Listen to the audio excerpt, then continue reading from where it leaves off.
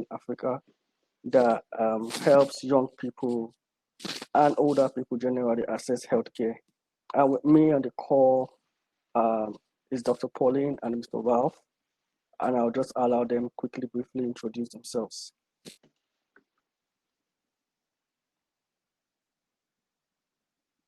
So, Ralph, you can start. You're on mute. Sorry about that. Yeah, thank you so much, Dr. Wobo. So my name is Ralph Oluwole. I'm head of private sector growth at Helium Health. And Helium Health is a healthcare technology company where we provide digital solutions to essentially make the lives of healthcare practitioners easier. And we've, started doing this by launching our electric health records platform that is used by a lot of hospitals across the country to help digitize their end-to-end processes. Okay, awesome. Dr. Pauline. Thank you very much, Dr. Obu. I am Paulin Basinga. I'm the country director for the Bill and Melinda Gates Foundation in Nigeria, but currently in Seattle. I'll be moving role back in Seattle as we are transitioning some of our operation. The foundation is currently recruiting for a new director who will be coming, but in the meantime, our Tijani Mohammed is playing an interim role there. We are working together, so I'll continue to be part of the Gate Foundation Africa team to try to expand our support to the broader Africa work. I've been with the foundation, the Bill and Melinda Gates Foundation, for the past 8 years. I'm originally from Rwanda, so I'm a medical doctor by training and public health expert. I've been doing a lot of work in the area of health system strengthening, but in Nigeria, my support was really to help the Nigeria operation of the Gate Foundation across health, agriculture, financial inclusion, and gender and data. So very pleased to be here. Awesome. So today's session will be around investments and innovations around affordable healthcare. Now, to start off on affordable healthcare, the most important things people always talk about is universal health coverage, especially in Nigeria, and cost of healthcare. About 95% of Nigerians currently do not have access to any form of health insurance, which means many Nigerians have to spend out of pockets. So my question to Mr. Vaf, because I know with Helium Health, they've worked a lot with a lot of hospitals and they run HMO partnerships into their systems. How do we improve access to health insurance, especially for the informal sector? The mechanic, the driver, the woman that sells at the market. How do we improve access to health insurance? Okay, yeah, that's a very excellent question, and something that affects everyone, because on what we've seen so far with the Nigerian space, we have very low insurance penetration within the space, and this penetration is mostly within the formal sector, where you just have those with the formal sector that are insured, and within the informal sector, it is mostly left abandoned. And we started seeing some traction in that area. Different state governments and even federal governments introducing micro insurance schemes. And I think the only way for us to have inclusion when it comes to health insurance is for us to have more micro insurance schemes that are being launched by the different governments. And even beyond government, we also need private sector participation as well, for them to, for the private players within the insurance sector to open up their schemes to accommodate for those within the informal sector. Very exciting, a little bit of traction in there, but a lot more awareness needs to go out to the public regarding the things that they are concerning insurance as a whole. And another limitation that I've also seen is in terms of data as well. A lot of data needs to be mined to give confidence to those who will be willing to invest, into schemes like this, will be willing to provide technology for schemes like this, so they can do even much more. And taking looking at data, for example, when COVID hit, we saw a lot of steps being taken by certain governments across the world in their response, and this response taken as a result of the power of data that they have. But when you look at the local context within Nigeria, where we don't have a holistic view of what is really happening within the sector, then it just means that there will be a lot of done, in responding to the pandemic. So in summary, we need lots more awareness, lots more funding, which can ultimately be backed up by data. Okay, so thank you very much, Ralph. Vivian Waka joined as Rafa was talking, or Ralph, sorry. And I'd like her to quickly introduce herself very briefly. Hello, my name is Vivian Nwaka, and I'm founder of MedZaf. MedZaf is a pharmaceutical platform that increases access, affordability, and quality of medications. And we do that by creating this controlled ecosystem that we support through partnerships, data, and technology. And so it's all about, facilitating the movement of medication, financing the movement of medication, and allowing all stakeholders to extract value from the healthcare system. So the end result is that patients can get affordable medications that are also quality at the same time. Awesome, thank you. Well, you're immediately into the hot seat. The next question still goes to you. Ralph mentioned three important things actually. And one of them was micro health insurance schemes. The next is private-public partnerships.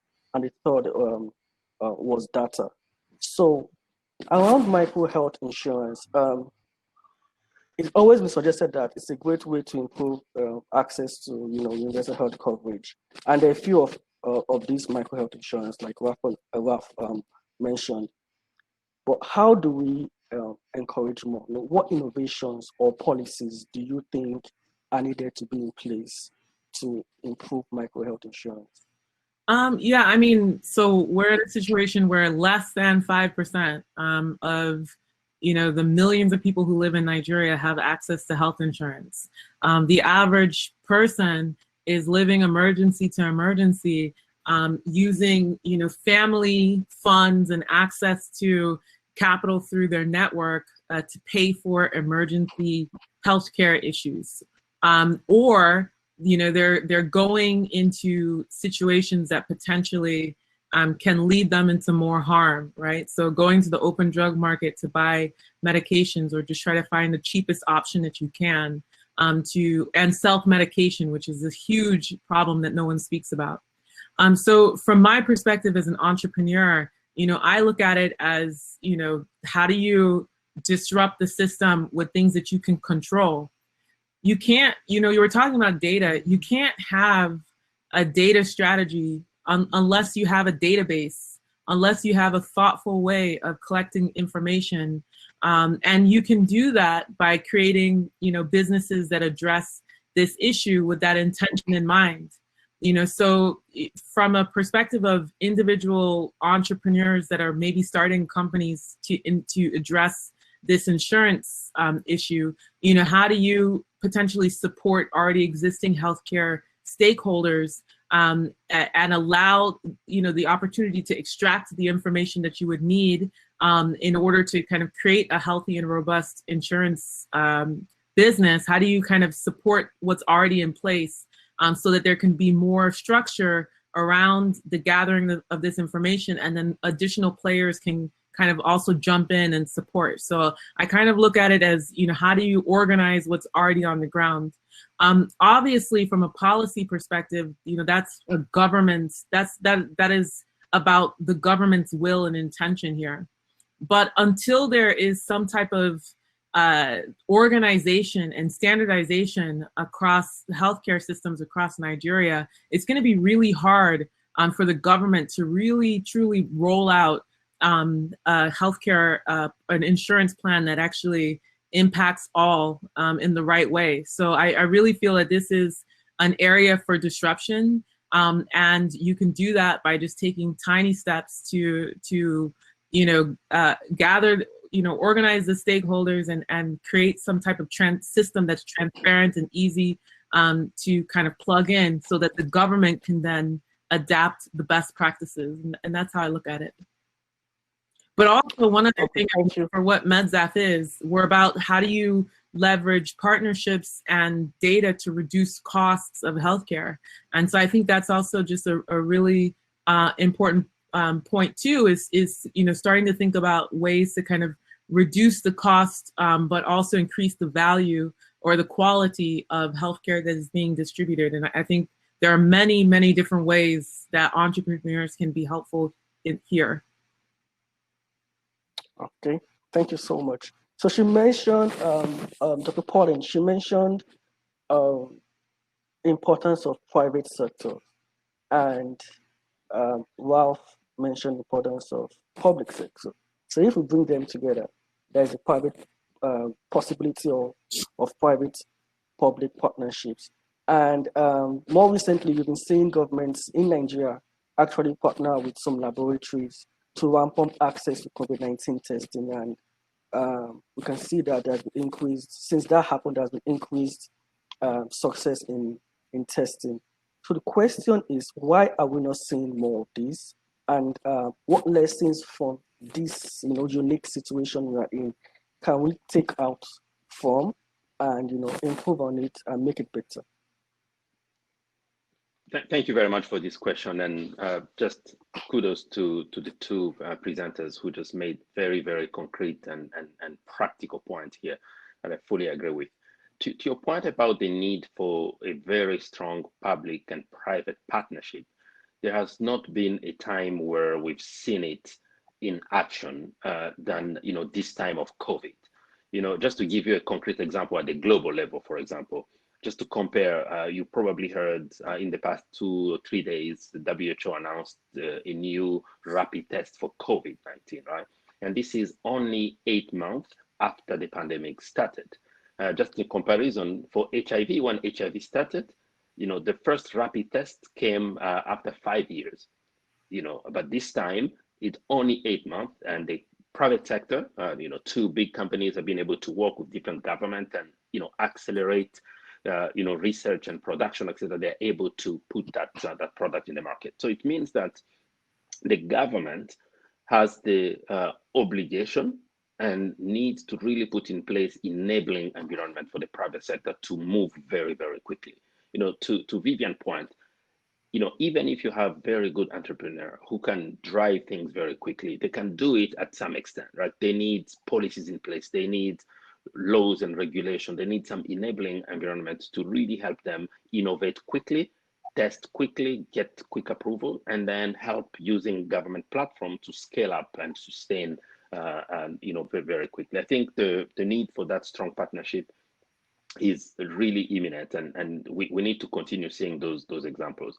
In Nigeria particularly, COVID showed a very good example. You've probably been following COCAVID, for example, which is a group of private sector who came together to really work with the government to put in place a very strong response. I think, from that as well, it has created a very good opportunities for laboratories to jump in. So there is a big need for stronger, public and private partnership, not only in specific areas, but in the area of primary healthcare in general, so that we can expand our partnership to really accelerate implementation of key programs. Because in Nigeria, when you look at it, the bulk of services are being taken, offered by the private sector. When you look at 7 out of 10 Nigerian, they don't go to, every day they don't go to public facilities, even though the government is in charge. So they mostly, go to PPMVs, they go to private facilities, etc. So that collaboration is very needed, especially now. Awesome, very great answer. So that brings me to the need for, technology and easy access. You mentioned people generally like going to private and smaller facilities. Now with COVID-19, there has been an increase, talk about telemedicine, telemedicine a lot. How do we encourage local entrepreneurs in this health tech space that has been always been said will improve access to healthcare? Now, how do we find more sustainable solutions? Now, this question is directed to Mr. Wach because you are fully invested in the health tech space. So, how do we encourage more innovations, more local entrepreneurs, and generally improve access to healthcare using telemedicine and technology?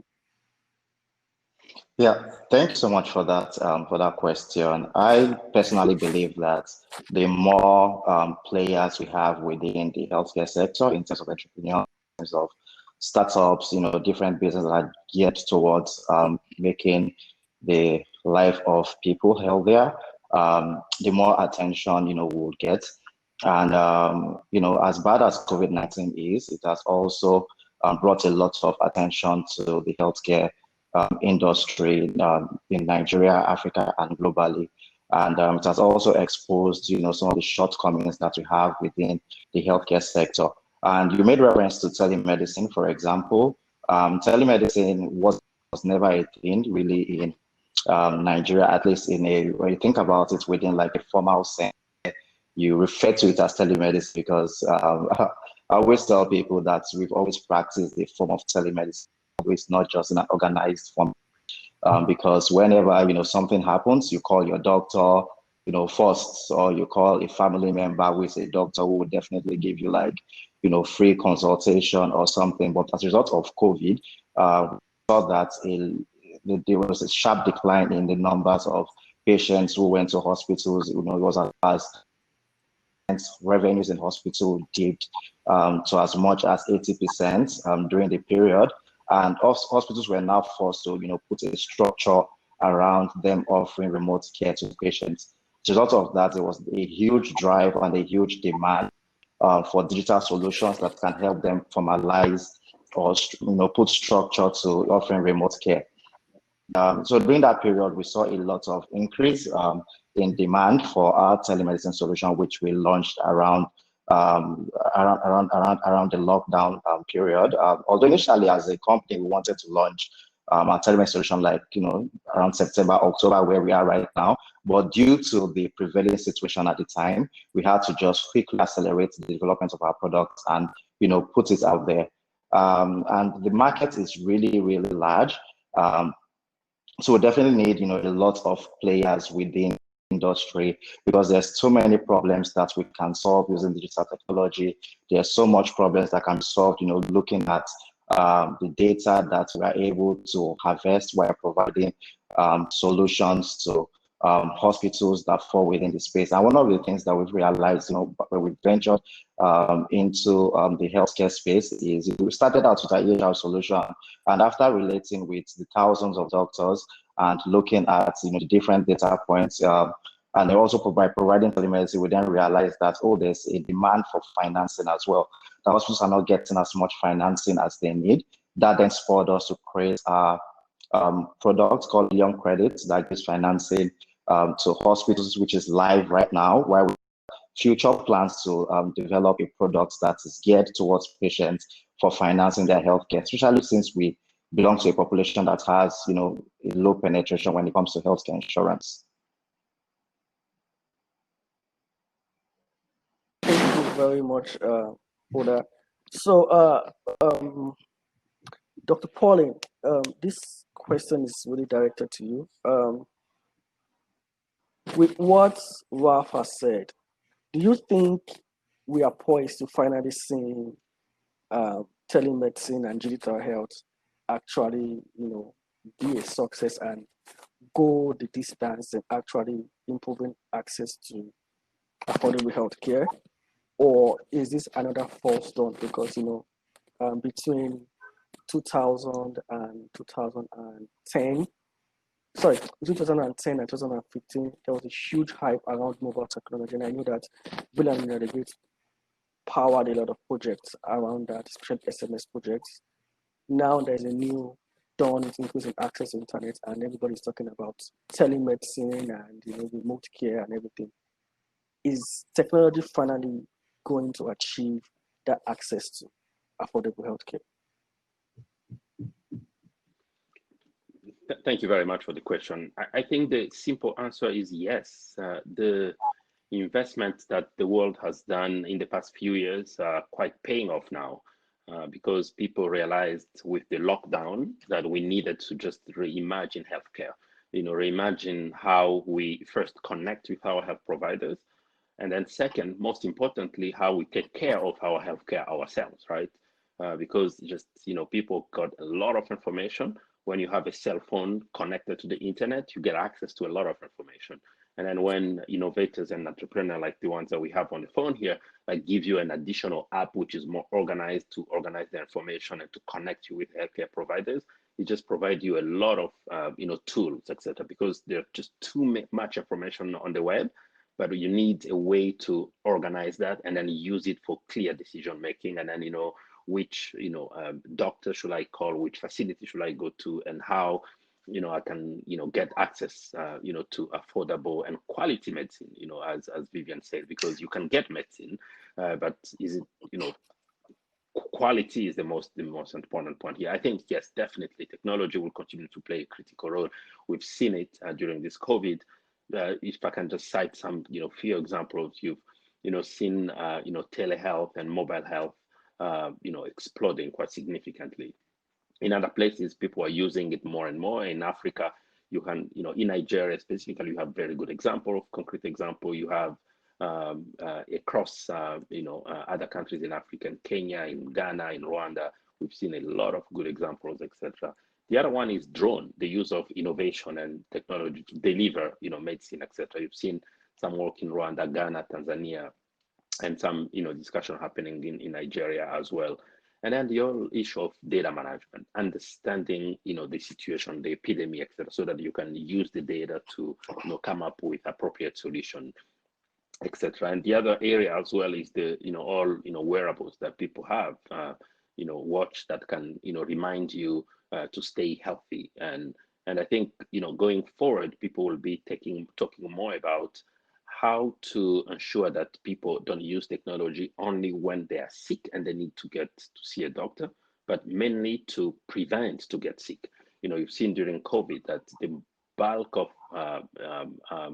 people who have significant challenge are people who have communicable diseases, and those are concrete things that can be solved by exercising more, eating healthy, etc. So technology will continue to play a critical role, and it's the role of everyone to just embrace it and continue to be very vigilant that we don't we follow the rules and regulation in place and any country, and then also we listen to innovators, especially young people who have brilliant ideas, because you just need people to take advantage of the platform that exists, because we don't need to reinvent the internet, right? The internet does exist.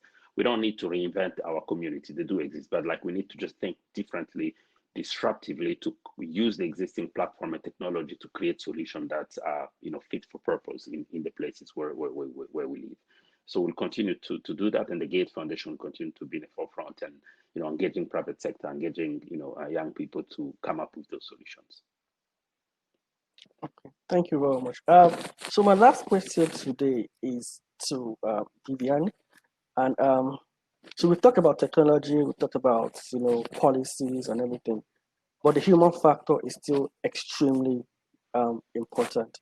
So very briefly, as a pharmacist, I'm sure you have colleagues, younger colleagues, senior colleagues, and many other colleagues that have, for lack of better word, eloped right out of the country, and there's this huge brain drain of I have a lot of medical colleagues that just left the country.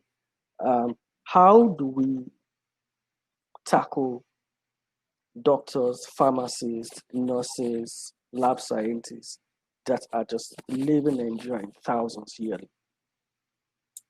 So I'm not a pharmacist, right? And I apologies. So I think that's the point, right? Because I'm not a pharmacist, because my career spans mostly the US and Europe, and because I came into Nigeria with fresh eyes, I had never been here before 7 years ago. I was able to see the challenges that everyone complained about as opportunities.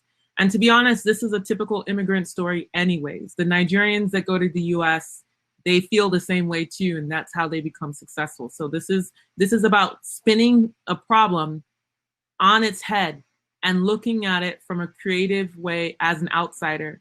I think the core of solving real hard problems is actually having a level of empathy, having a desire to actually help and fix a problem, and then understanding the language of the country that you're in. Let's be honest, Nigeria is about commerce.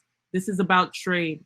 So how can you follow the real underlying motivations for all the stakeholders, enhance that, and create and reduce the friction between these stakeholders working together? That is what MedZap is about, right? And it's creating this framework where it works in the pharmaceutical industry, but it's the creativity behind understanding what all the motivations are of all the players and how to enhance or improve the potential that they'll do the right thing at the end of the day. And that's where the sustainability, that's where the social entrepreneur spin comes in this whole thing, right?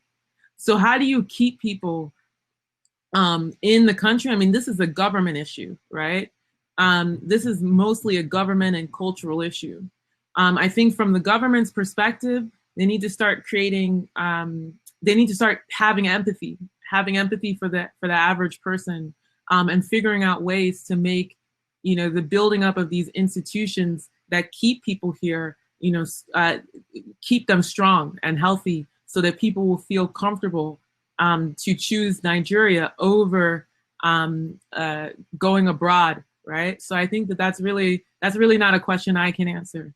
But what I can tell people who don't have that option is to start looking at problems in the most creative way that you can, and start brainstorming, and also start picking other people's brains. Some people have been asking me questions in this group. That's what you need to be doing. It's about sharing ideas and not being scared to vet your ideas.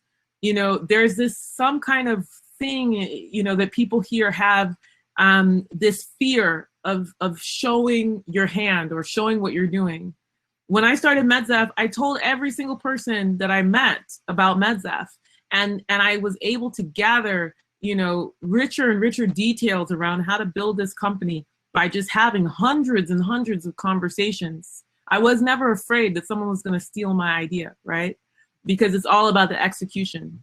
So I think that individually, there's some personal development things that can prepare you to be successful in extremely tough terrain like Nigeria. But from how do I keep the doctors engaged? How do I keep, the pharmacists from leaving the country? That's really going to be, something that the government will have to solve. But I do know that MedZap is creating jobs, and we have sustained the jobs and businesses of hundreds of hospitals and pharmacies across Nigeria. So by allowing hospitals and by allowing companies like MedZap to be able to thrive, because mind you, we finance the medications that majority of our hospitals and pharmacies purchase on a monthly basis. That is working capital loan, right? So by supporting companies like mine, you're creating opportunities for a pharmacist who doesn't want to sit in Health Plus today to be able to come to a MedZap and be able to be working in data and technology in ways that they never imagined, expanding their minds. So maybe, Mr. Basinga, at Bill and Melinda Gates Foundation, you can give in a good word and how to support the entrepreneurs on the ground a little bit better so that they can also create the solutions that the government can then adopt and create mass scale. That's my thoughts on it. Okay. Thank you, Rav, Paul, Pauline, and Vivian for joining our session. There are a few questions on that so many people have asked, but unfortunately, we won't be able to go over those questions. However, if you have a few minutes, you can just type into the chat box and just answer some of those questions. We've come to the end of this session, and I think the three most important things I picked up from this session is data is king. There's need for public-private partnership, and micro health insurance is important for universal health coverage. Thank you, everyone, for coming to this session. Okay. Thank you all. Bye. Yeah. Bye, everyone.